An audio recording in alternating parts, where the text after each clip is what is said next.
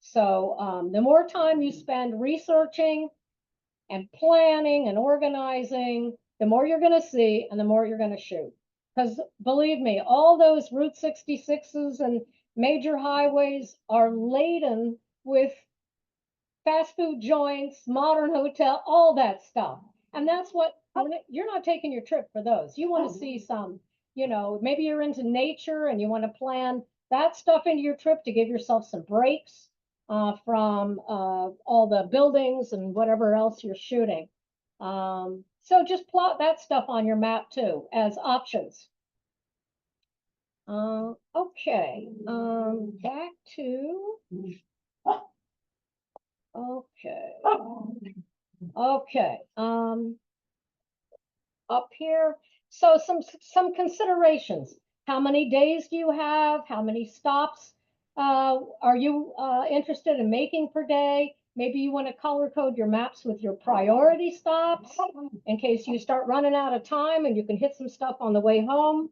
When I print those little lists that you saw, I can usually get through about 3 pages per day or about 100 pages per 5-week trip. So that's how I kind of sort of know what I'm up against. I recommend figuring out for the long highway stretches. I have Sirius and Pandora. Couldn't live without either one of those. Maybe you have blog apps. You want to make sure you have those on your phone so that you can just Bluetooth everything from your phone to your radio to help you stay awake. I save drinking coffee for the long stretches when I'm going to have trouble staying awake. I want that extra jolt.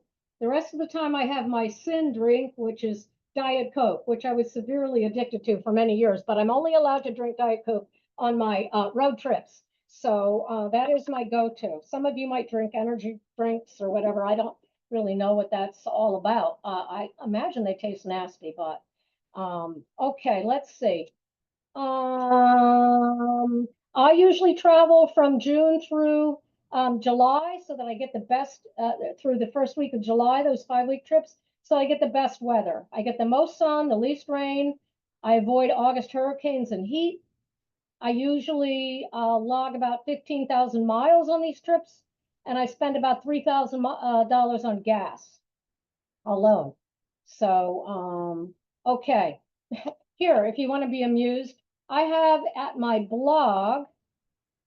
Now, remember, some of you probably don't remember what life was like before there was Google Maps. This is how I used to do it. I have at my blog a couple of outdated pages that I keep there for sentimentality's sake. How to plan a road trip. This is how I used to do it, folks. Okay, I used to have a giant atlas, and I had the mini Post-its with little pointies at whatever it was. Okay, and then I had for big cities, and then as I would do a stop, I would peel the little Post-it off. I was very careful with this atlas and sort of throw it all over the van, right? So here's one of my dogs. Grammy is 19 now. She's still hanging in. She's been on a few road trips, but you can see all the little Post-its that have been ripped from the map.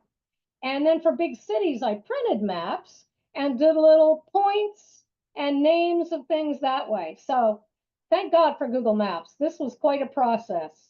And there's some other things you might be interested, upcoming road trips, how to plan a road trip, which is much simpler than this, how to travel with dogs. There's some interesting pages there, as well as you might enjoy the postings that I do, the general stuff. For each day's worth of shooting, I post blog posts like this. So it's a fun little thing about things that I saw. Some of these photos are not used at my website. And then in winter, I post the depressing news. Usually it's depressing. Some of it's positive about things that have been restored or demolished or whatever. And I have little things that have happened as I'm going through all my maps, those posts. So some of you might be into that. Okay, we're making some progress. Okay, getting ready for your trip. And we're running out of time, aren't we? But I think I've covered a lot of stuff. Let's race through this stuff. Here, let me put the slides up here too for these. So you do not want to break down on your trip. So to best avoid it, have your vehicle checked out. Of course, if you rent a car, you're hoping that car is in good shape. But I have my vehicle checked out. Sometimes I spend more than $1,000 um, before I even go on my trip. But I want to make sure that the AC is working, tires, brakes, wipers, all of that stuff, top to bottom in your vehicle. Let your credit card know your travel dates, and it can save you as you're going to your 100th gas station from getting blocked at the pump. You know, if they know your travel dates, then they're not going to probably block you. Have your mail held while you're away. Arrange your plant or cat sitting. Wireless hotspot on your phone is a good idea.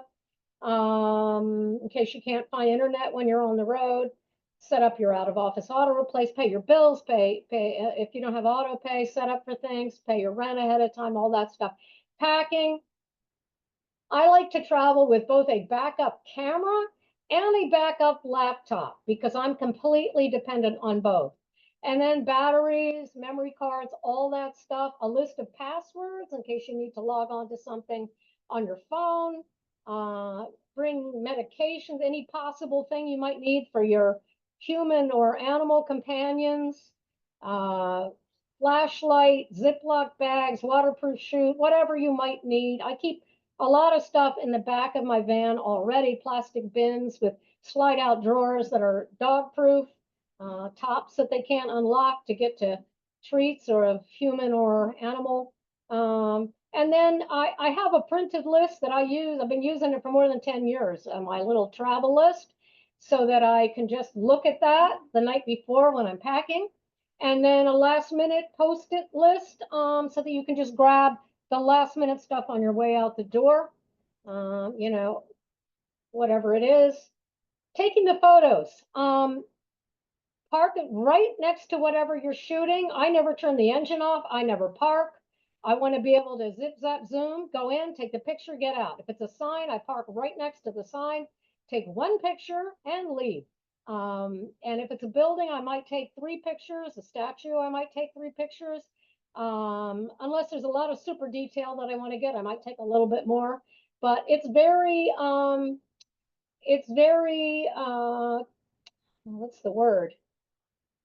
It's very judicious what I shoot. I don't come home with extra photos and make decisions later. I kind of know what I'm doing. Night shots, I just play with speed and make sure I don't have little straight lines where the neon is. Make sure it has a little background. Just take different pictures with different speeds and find out what's working for that particular thing. I always check my lens right before I shoot. It's like a habit to make sure there's no smudges on the lens. Maybe I was eating something. Maybe the dogs got right up against the lens. And also I verify on the little, momentary lens on the camera, the little picture screen, that it actually took the picture. I had a camera that once every 1,000 photos would give me white instead of the photo. And I don't want to drive 4 hours out of my way, take a picture of something and then find out that that one had an error and I didn't get it. So some good habits for making sure you got all your pictures. If it's raining, you can't take pictures in rain. So you might look to see what if there's something 2 hours away and it's weather.com. There's no rain in that area. Maybe it's worth you driving there rather than sitting on your butt all day waiting for the rain to clear up, and then reroute, kind of wing it and reroute your trip a little bit so that you can keep shooting. Or if it's raining all over the place, that I take that opportunity to nap, to go shopping, clean out the van, organize, whatever it might be. Start, give myself a project so I'm not so unhappy, like starting to crop my pictures and catch up on some emails, whatever it is, little projects. I get up before the crack of dawn, check emails, all that. I run my dogs for about an hour before the sun is really decent enough to shoot. My dogs are all trained. They all have awesome recalls, so they can run, and they know that's their big run of the day. And then I stop throughout the day in big open areas to let them pee and whatever. But that's what I do. I'm charging all my batteries as I'm driving. I stopped shooting at the golden hour. I don't want the color to distort my pictures. Night shooting, if you have any energy left, I rarely do. And then, well, anyway, I believe in urban camping. One reason is that I don't want to spend $75 a night times 35 nights. That's already well over $2,500 plus pet fees. Very often, most motels will charge you 20, 25, some even $30 per dog. And I have 4. If they'll even let you have 4 dogs, most of the time they won't. They have a 2-dog limit. Red Roof and Motel 6 do not charge for pets, but very often they have a 2-pet limit. Or Motel 6s very often look the other way when they see you have 4. But if it's sign in and they say 2-dog limit, then you know you're kind of screwed. And then I just walk 2 and bring the other 2 in a half hour later. Am I running out of time, Brian? Am I okay? Chores at night, stocking up on things, checking email. I back up all my photos to my laptop, tweak the next day's route. We didn't get to Photoshop. How much time have I got left, Brian? You got about 5 to 10 minutes, Debra Jane. Okay, let's talk Photoshop. I just wanted to give you some of this stuff. Okay, we can skip all of this. You don't need to know. But I do have these slides at the top of the chat. If you really want these slides and you want to look at them more thoroughly, I have a link. I posted a link to my website so you can look at the slides. But let's talk Photoshop and we'll wrap it up with that because I definitely want to get to your Q&As. All right, where is my Photoshop? Let me kill everything else here. Got a million things open. All right, load, it's loading. I have this ancient Adobe Photoshop program, which works just fine for me. Okay, and I have a couple of photos here. Now, since I already have maps and all that at my website, I crop everything, so that gives people context. But I will crop everything within an inch of its life. So here's what I do. I go here, and crop that sucker right down to about there. And I might want to brighten that just a hair. Brighten it just a hair. That's nice. I don't use contrast a lot, but you could. If there was some wires, I could take the trouble. Most of the time for something like this, I won't. Maybe I would use the eraser and kind of get that guy out of the picture. And then I'm going to save 2 versions of the same photo. I'm going to file, save as, hold on, before I do that, image, resize. Okay, I'm going to make this, turn that off. I'm going to make it 72, which is all you need for a website. And then I'm going to make it 20 inches at the biggest proportion, which is all you need for a website. And then I would file, save it as a name. And then I got to make 2 versions of this. So image, resize. Okay, and I'm going to make one that's 2 inches tall because I need the thumbnail, the overlying image at my website. So I need 2 of every photo. Then, as I'm doing this, I have a little handwritten list like this. You see this? This is, as I'm naming each photo, J. Booth and Shell. These are the names of each photo. Sometimes I have 3 pictures of something, so that's TJFK1, 2, 3. And then I have the categories of which sections they're going to go in. And then this is my little categories list. And I start inserting with the smallest categories first. So then I start working on all the signs from that. This is one day's shooting from that day's shooting. So that's kind of how I do things. And then I cross them off in pen as I add each thing. So I don't ever miss inserting some of my precious photos. And that's it. That is a wrap. Woo! All right, how much time we got, Brian? Q&A time. Oh, okay, DJ or Debra Jane, sorry. That's okay. There's a ton of questions, and I got a million questions. I don't know where to start. This is okay. I tried to jam it all in. Like I said, I'm not a this public was speaker. remarkable, Debra Jane. It's unbelievably interesting and good. And have you'll get the chat. but half Okay. of the chat says, I'm going to watch this thing over and over again because I can't digest all this at the speed that you're going. So you're going to have a lot of repeat watchers on this one. That's for sure. But Okay. anyways, let's get to the question. So there's quite a bit here. Now, one of the questions, well, you actually answered this already. Where do you stay and eat? So well, maybe you could just speak to that a bit. You already Yeah, did. food is super low priority for me. Even when I'm at home, my standard diet, I never cook.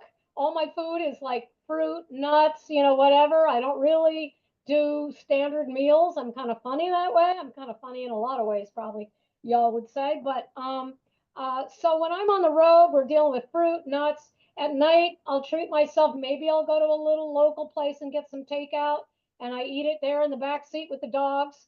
And so food is, I don't ever sit, I never go. Everybody says, oh, you must go. Did you eat there? It's like, nope, I took the pictures and I ran. So I don't really, I'm all about taking the pictures. That is my priority, not eating food. And motels, because I don't want to spend the money. Walmart, I stayed in like lots and lots of Walmarts, lots of big RVs there. I'm one of them in my little mini RV. And Yeah, so I'm looking for dark and I'm looking for quiet. And sometimes what I like to do in a small town is stay right there on the little main street because it's so quaint and it's nobody is there and it's just quiet and dark and I can sort of really feel, and I like getting up in the morning and then walking the dogs and kind of absorbing the little mini downtown. So it's kind of a nice thing to do that way. In a pinch, um, you can find a shopping center. I mean, I always look at I'm pretty much working until 1 o'clock, 2 o'clock in the morning anyway. So what's the point in the motel? I'm going to be working on Instagram and I always upload basically live to Instagram, like 10 photos, 12 photos a night that were taken that day. That's my little game that I play with Instagram. So when you see pictures there, they were taken that day. So you need to ask, is that still there? Yeah, taken 3 hours ago. So that's a little game that I play with Instagram. So you don't hear from me for half the year, and there I am again. Um, Okay. All right. That's great. Now, we have a question from Jenny McInnes. She says, do you make use of any apps like TPE or Blue Hour apps to figure out the best times to shoot signs and then build the route based around those things? well, not so much because I'm going for maximum. I shoot way more than signs. I'm shooting probably only a third of what I'm shooting or less is signs. I've got gas stations, Art Deco courthouses, I've got diners, I've got, the whole gamut, as well as fiberglass statues, the whole thing. So it is what it is when I get there. I'm following that thing. But if I'm going to be in town for more than a day, like a big city, I'm going to write on my little printed list. I'm going to write AM, AM, AM, and then I'll plot a kind of a new little map with the leftovers and go back and hit all those things, or in the PM. If I'm going to be there then, so that I can get those things in the best light. Okay, that's great. Now, this is an interesting question, and this is also from Jenny. She goes, "How do you stay safe photographing in different cities, especially at night?" Well, I think part of it is that, at night, I'm super fast. I mean, and I'm dressed down. I mean, what you see right now, that's what I look like, a t-shirt and jeans and sneakers. And so I don't look like I have a lot of money. And if anybody tried to jump in my van, they're going to have to deal with four barking dogs. So I'm pretty much you know um and I don't know, I lived in New York City for 30 something years. I'm pretty street savvy and I don't care. My whole goal is to get those pictures, and wherever the best picture is, I'm standing in the road. People will honk, I'll flip them the bird, whatever. It's like if that's where the best picture is, that's where I'm standing. But like I said, I'm in and out of that, because you'll get people that want to confront you, right? You're taking a picture of a sign at a leisurely pace, and the next thing you know, some person is running out from the office. What are you doing? You can't take pictures. I don't want to get into the whole copyright thing. I'm standing on the side. I don't want to get into any of that. So I'm in and out before they have even left their door of that establishment. I'm done, because I got 100 more stops today. So, Oh, okay. but That's at amazing. night, I don't know. At night, I'm in and out too, and I'm aware of my surroundings, that there's people around me, but I don't, and, these days, a real camera is a little, people do look at that versus people like with the phones. Mhm. Phones, they don't question that as much. They say big camera, and it's like, oh, what is she taking? That they think you're working for the city, or I don't want to get into anything. So I just, you know, I'll go back in the van, wait for them to leave, and go back out. Whatever. I don't want to talk. I don't want to mess around. Right. Okay. That's quite remarkable. Now, it's a great question here from Ian Luria. He says, "Well, how did you get started? What made you interested My God. in these Well, things?" the true story is, and that's how I didn't show you my HTML code, but everything I do is an HTML code at my website, which is probably scary for most. But it's just, I kept copy a chunk and I add something new, and I take chunks of HTML and move them to a new page, whatever, move things around. I've gotten comfortable doing it in 25 years. But basically, I've always been more obsessed with buildings since I was preteen that I've been obsessed with building. Science was a much more recent phenomenon. And so, anyway, I, around the time that we just started having the internet, remember dial up and all that, if some of you are old enough, and I started uploading some pictures for myself at a little website, very primitive, just because I wanted to keep my gas stations together and my diners together, and my, different styles built, because I wanted to have little notes that were right there with them, so I could compare and contrast. When was it built? Put like things together. I just wanted this little thing. So I had maybe 50 pages of stuff at the most when somebody emailed me and they said, "Oh, I love your pages." And I'm like, "Say what?" They didn't have Google yet. Okay. They didn't have anything yet. This is pre 2000. This is late 90s. And I don't even know Yahoo, how they found me. And I thought, oh shit, pardon my French. But if they found me, then other people are finding me. And I better make this a little better than what just for myself. So I just started, as I added more stuff, I started beefing up, and my list kept growing about all the things I wanted to shoot.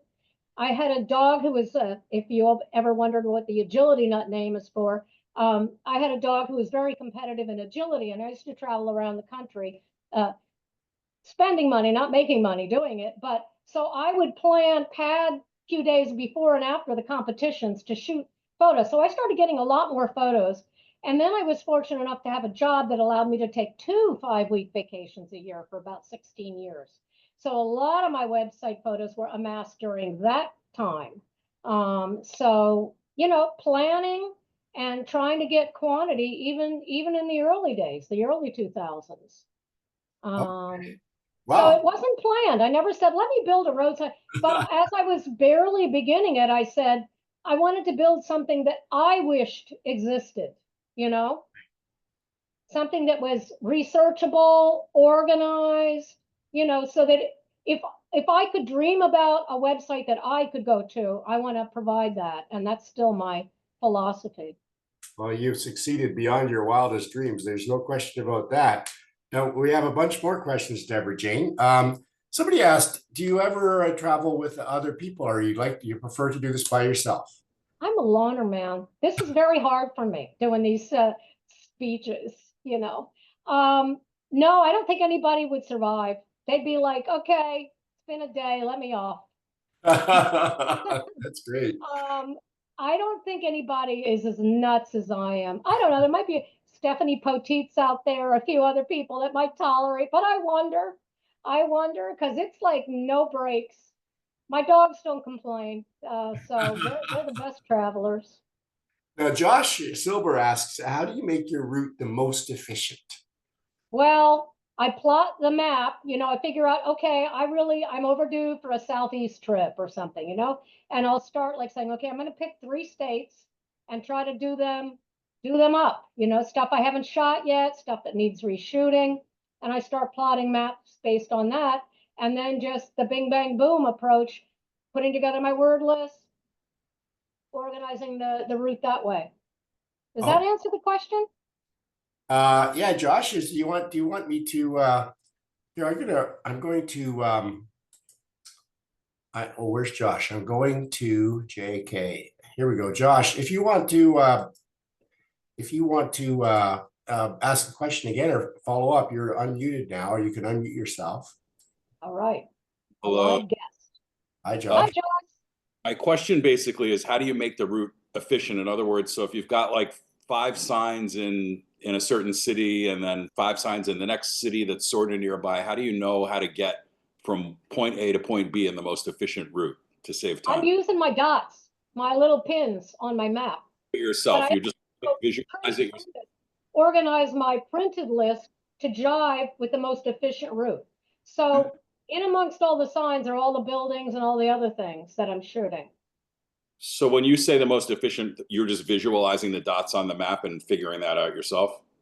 Yeah. I don't use that voice thing at all. Right. No, I can just look, at the best highways that I see between 2 points, right?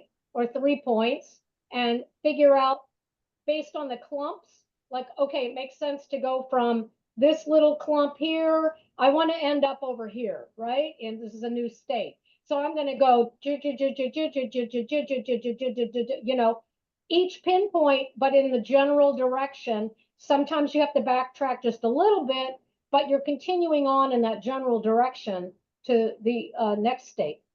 And are you paying attention to, like, there's a sign that faces west and it's afternoon, there's a sign that faces south or north? For the most part, it's when I just got to go with the flow, and if it's crappy, I'll write reshoot, if it's ultimate wrong time of day. And then the next time I'm in that state, I'll make sure to shoot it, I get what I can. You know what? We didn't get to the Photoshop. Well, I didn't get to show you, I had some bad pictures about lightning, because you can turn crappy photos, you use that brightness, and whatever to turn pretty much. Signs are less forgiving. Everybody wants to have a really nice daytime shot, nice full sun reflection, all that. But a building is kind of better shot because you don't get shadows sometimes.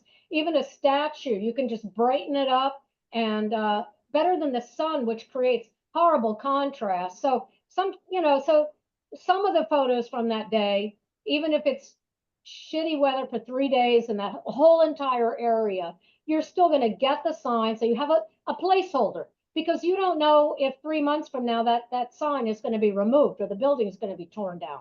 So get what you can for now and just write reshoot in your notes. So next time you're in that area or on your way to somewhere, like on this trip to the Midwest again, I can reshoot some things on the way, depending on what time of day it is. Okay, well, that's very good advice.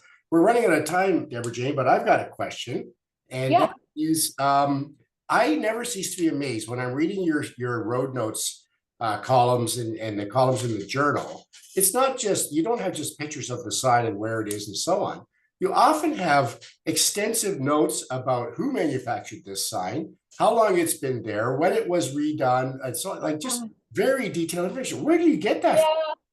I feel my website I can constantly update, right? As I get more information or I find out some bit of information is incorrect, boom, I'm there on my website. I'm updating my website every day, folks, all day long.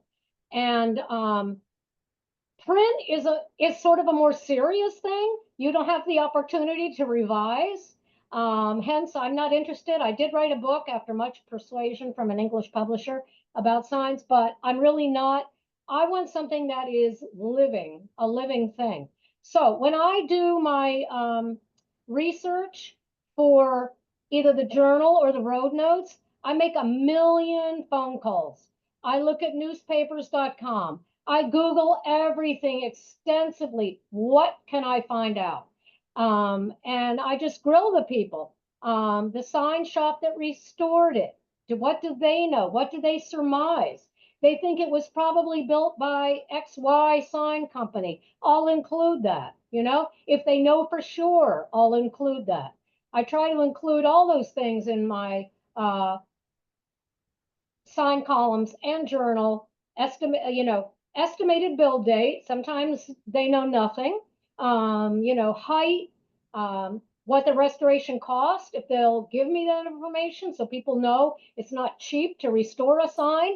Even a medium-ish sign can be tens of thousands of dollars. So when people say, oh, they should really restore their sign, this mom and pop business that can barely pay rent. No, they're not going to have the money unless they get a grant or a matching grant from the city. So I like to include all those bits of information, anything I can get. Okay, that's remarkable. So it's not just going there, jump out of the van and take the picture. You're also spending all kinds of time on the computer.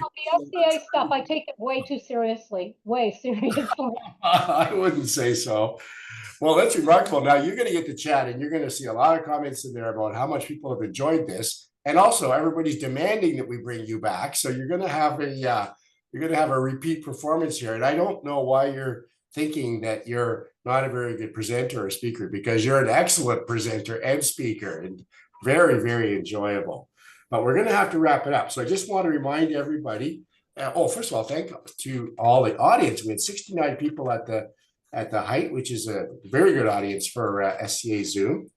I just want to remind everybody about next month, but on Wednesday, January the 8th, at the usual time of 8 p.m. Eastern, 5 Pacific, when Sven, Kirsten, and Peter Maruzzi will regale us with their stories of Palm Springs Tiki. We'll hear all about the new book, Palm Springs Tiki, which brings together Sven's pet subject of tiki style with Pete's expertise in Palm Springs architectural vernacular. And the SCA members will be receiving all relevant details within a few days and a registration link by email. And of course, anybody can register through the SCA's website directly. So thank you, everybody, for spending some time with us tonight. If you're not a member of the SCA right now, you will receive an email probably this evening inviting you to join and enjoy all the benefits, including a return visit from Debra Jane. And also, if you have friends or colleagues, relatives who weren't able to join tonight and they want to, you think they would enjoy it, the recording will be available on the SCA's website probably tomorrow morning, and anybody can view it there.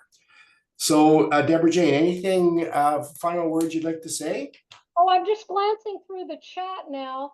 I'm not presenting in Cincinnati. I'm planning on visiting Todd and the museum with the new Main Street and all that this summer.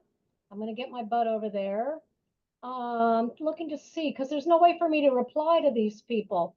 Making sure I got everything kind of sort of. Did I miss anything? There's a lot of stuff here. Yeah, my gas prices are about $3,000 a trip. Oh, wow. Yeah. So, and I don't have any advertising on my website, so it's all on my dime. You're welcome to donate if you want. There's a donate button in the yellow bar at the top. But I hope you explore around, and I hope you're, it's probably kind of daunting to have to build these maps, but it really will increase the amount of stuff you can shoot. I love the cat picture. Yeah, I was going to say, wait a minute, it's not just dogs and cats, but I realize that's somebody else's. There's your dog. I don't know where the other ones are, but I got one dog here. Yeah. Anyways, Debra Jane, I just want to thank you again. It's overwhelming. That's the only word I can use for it. And it was remarkable. But the good news is people can watch it over and over again and digest all the details. The one thing that I'm not going to be taking the kind of trips that you do, because that's real commitment. But what I learned tonight, which is the most useful, is how to get past those paywalls on newspapers, because I hit that stuff all the time. Yeah, you got to do it so fast, though, right? Yeah. Okay. Control A, Control C. I'll practice. So practice your skills. Don't upload the website. Okay, I can get to them about 60 to 70% of the time. I can bypass that stupid pop-up box. okay, all right, that's great. Well, we're going to practice our skills on that, and I'm going to look forward to your next columns in the road notes and the journal, and hopefully we can get you to come back as well. But it's been really quite remarkable, Deborah Jane. You're a very remarkable person, I will say that, and thank God we have you, because the resource that you've created. It's all Brian's fault. It's invaluable, this resource that you've created for everyone. So with that, I'm going to wish everyone good night. Thank you for joining us, and we'll look forward to seeing you. Oh, also, and happy holidays. Enjoy the festive season coming up, and we will look forward to seeing everybody in the new year. Good night. Good night, everybody.